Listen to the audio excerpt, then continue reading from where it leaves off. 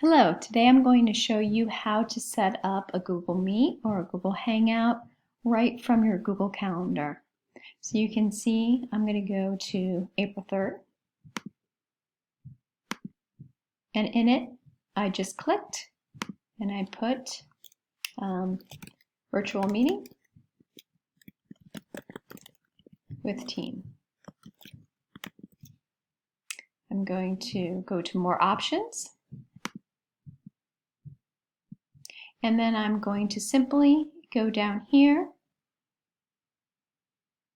to add conferencing. You can see the little camera, and I'm going to do a Hangout for Google Hangout, which will right there will be the link, which will then be sent out to whoever I send this to.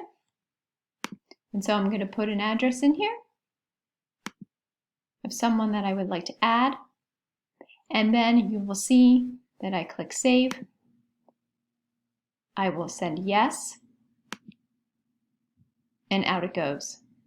You will see alongside of my brother-in-law's birthday on April 3rd, here it has been added to my calendar, my virtual meeting. The day of, I can simply go in here and I can click on the Google Hangout, and you can see I can project right there from the platform.